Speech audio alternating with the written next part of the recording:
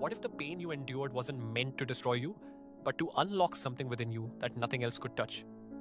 What if every betrayal wasn't a sign of your weakness, but the spark that set your real transformation in motion? Carl Jung once said, "There is no coming to consciousness without pain." And maybe that's the truth we've all been avoiding. Pain isn't your enemy, pain is your initiator. Let's be honest, when someone betrays you, deeply, personally, sometimes even deliberately, it feels like your world breaks open. You're flooded with confusion, rage, sorrow, maybe even shame. And society tells you to get over it, to let it go, to stay positive. But Jung saw something deeper. He believed that in that precise moment, something sacred begins. Because pain, when observed consciously, becomes a gateway. It becomes the doorway to the shadow self, Jung's term for the parts of you that were never allowed to speak, never allowed to exist, not because they were evil or wrong, but because they didn't fit. They didn't fit the family's image of you, society's expectations, your partner's projections. So you buried them, you smiled, you performed, you adapted, but betrayal, pain, that cracks the mask wide open. Suddenly all the repressed emotion rushes up. Anger, helplessness, heartbreak. You think it's about the other person, you think it's about what they did, but the truth is, it's about what they activated. Jung said, everything that irritates us about others can lead us to an understanding of ourselves.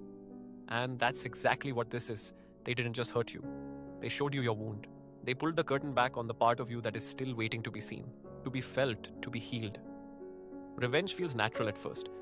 You want to prove your worth, reclaim your dignity, show them they were wrong. But that's the trap. Because now you're still letting them define your power. You're still playing their game. You're still reacting.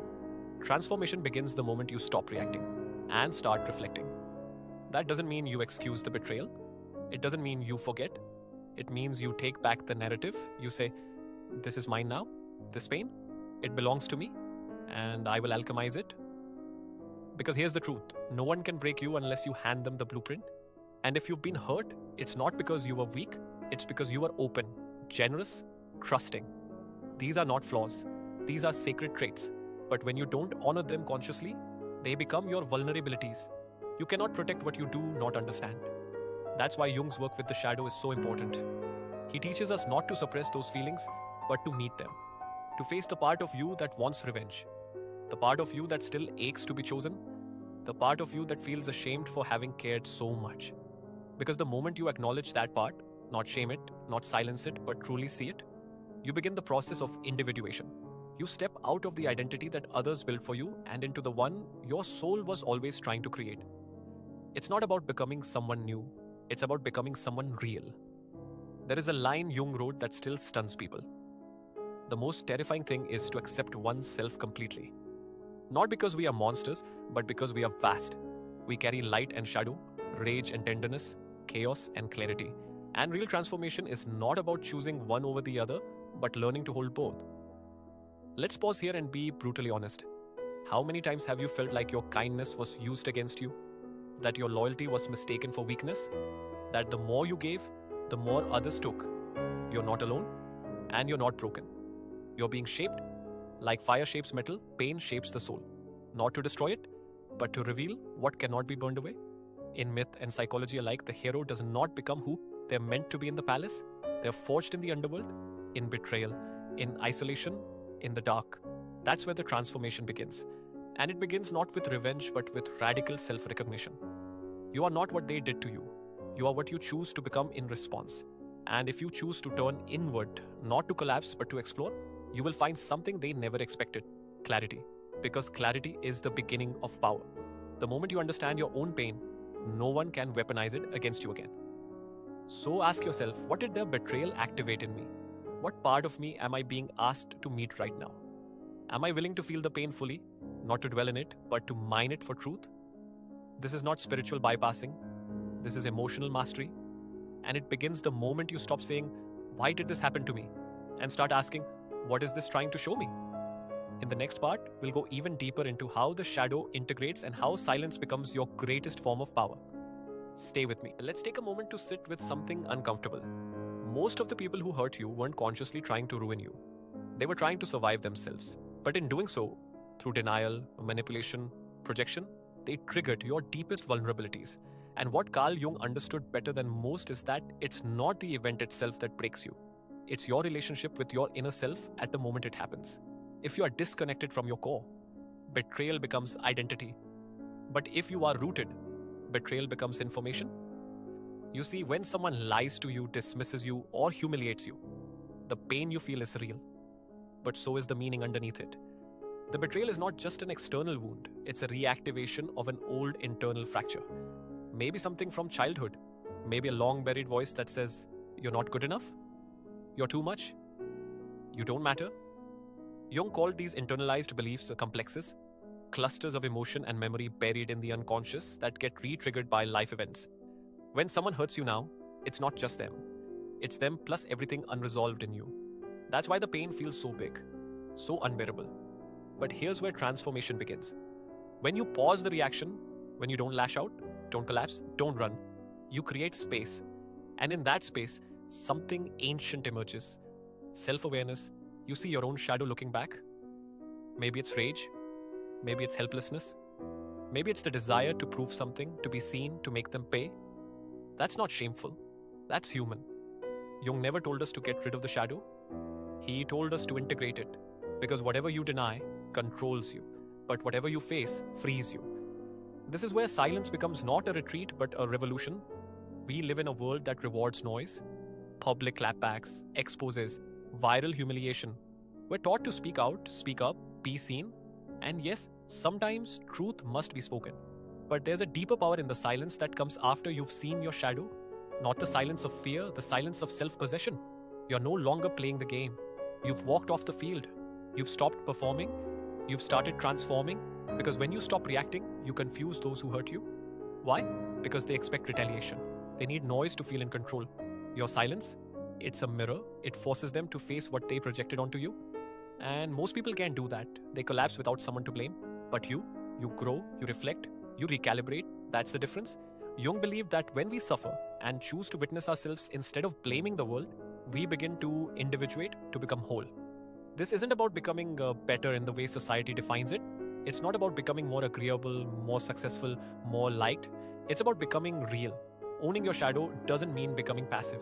It means becoming complete. So yes, let yourself feel it, the rage, the shame, the ache. Let it rise. But don't let it define your next move. Let it teach you instead. Ask, what truth is this emotion pointing to? What part of me still feels invisible?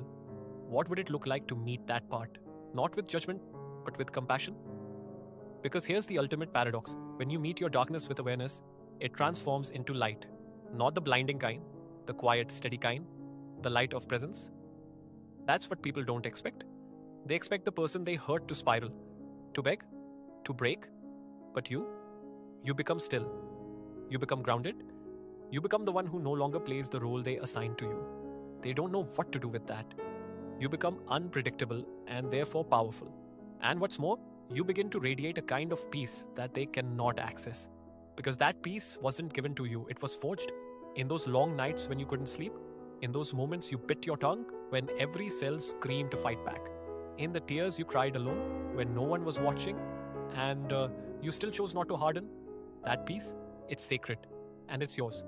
Jung would call this the emergence of the self, not the ego, not the persona, but the deep integrated you. And when this self begins to rise, something extraordinary happens. You stop needing revenge because you realize you've already won, not by proving them wrong, but by becoming someone they can no longer touch, no longer trigger, no longer define. They tried to break your story, but all they did was interrupt a chapter. And while they remained stuck in the same pattern, blaming, reacting, projecting, you evolved. You didn't collapse. You transformed. That is your quiet revenge. Not fire, not fury, but freedom. Now, let's shift our focus to the moment when pain stops being pain and becomes power. This is the inner alchemy Jung hinted at in his idea of individuation, the transformation of raw, unprocessed emotion into conscious strength. By now, you've seen how your wounds are more than just injuries. They're doorways. But to fully step through them, something must change within you. And that change begins the moment you stop reacting and start integrating. There's a difference between acting from pain and acting with awareness of pain. One keeps you trapped in cycles of projection and resentment. The other sets you free. Jung understood this distinction. He wrote, "Until you make the unconscious conscious, it will direct your life and you will call it fate." So when someone betrays you, that betrayal doesn't become destiny unless you let it remain in the dark. Once you bring it into the light of self understanding, it loses its power to control you. Think back to the worst moment of your suffering, the moment you felt abandoned, humiliated, shattered. What if that moment wasn't the end, but the beginning of something sacred? Not in a spiritual cliche, but in a deeply psychological sense. What if that pain forced you to become aware of a part of you that had been exiled? This is what Jung meant by shadow work. You begin to recognize the part of you that wanted validation, that needed to be chosen, that longed to be protected, and you stop outsourcing that responsibility to others. You realize no one is coming to save you. But more importantly, you don't need them to. Because when you stop expecting the world to repair your soul, you finally start doing it yourself. And that's where power lives. People who've hurt you often carry their own unprocessed wounds. Their cruelty wasn't personal, it was ancestral. And if you don't become conscious of it, you'll pass it on. But if you do become conscious, if you hold the pain, study it, and refuse to let it harden you, you become the end point of a cycle. You don't just heal yourself, you heal your lineage. That's why the path of individuation is not only personal, but generational. You break patterns by breaking silence. You break silence by becoming aware. You become aware by facing the shadow. This is not a passive process. It takes courage to stop asking, why did they hurt me? And start asking, what in me allowed this to repeat? That shift isn't about blame. It's about reclamation. Because once you see your patterns, you have the power to choose differently. You no longer need revenge. You no longer need applause. You don't need anyone to validate your worth. Because you're no longer reacting, you're creating. You're not bound by the past. You're shaping your future. And what's more revolutionary than that? In the next and final section, we'll bring all of this together. Individuation, betrayal, transformation into a single realization. That your suffering was never punishment. It was preparation. Not to become someone else, but to return to who you really are. Are you ready for that return? Let's go deeper. Let's bring it all together now. Individuation, betrayal, the shadow, pain. None of it was random. None of it meaningless. Carl Jung believed that our deepest wounds are not obstacles to our becoming. They are the very path. The suffering didn't happen because you were weak or flawed. It happened because you were being called back to yourself. And here's the most powerful truth. You were never meant to become someone new. You were meant to remember who you've always been. That child inside you, the one who loved purely, who asked for what they needed, who trusted freely, was never wrong. But life, through pain and abandonment, taught you to shut down, to shrink, to perform instead of feel, to hide instead of speak. And each betrayal you experienced was a reminder something in you still aches to be seen. That ache is not your weakness, it's your compass. Follow it. It's pointing you toward the parts of your soul you abandoned just to survive. And now that you're stronger, it's safe to return to them. And you might ask, but why me? Why did I have to go through so much? The answer, Jung would say, lies in the archetypal journey. In mythology, the hero always faces a descent, a fall, a betrayal, a dark night of the soul. Not because they are unworthy, but because their soul demands transformation. And not just any transformation, but one earned through suffering, reflection, and rebirth. You are that hero, not because you were perfect, but because you kept going. You kept breathing. You kept feeling. You didn't let your pain turn you cruel. You didn't let the world make you smaller. You're still here. And that is the quiet proof of your becoming. Now look at your life today. Not with resentment, but with reverence. Every person who broke you simply revealed where you needed to heal. Every silence you endured built your inner voice. Every time you were overlooked, you were being redirected, not rejected, but refined. And now you don't just survive, you see, you choose. You speak not to be heard, but because your voice matters. You set boundaries not to punish others, but to honor yourself. You walk away, not in bitterness, but in peace. This is the final revenge and the ultimate transformation, to no longer need to prove anything, to no longer live in reaction, to love without losing yourself, to be so whole within that even your enemies cannot find a crack to enter.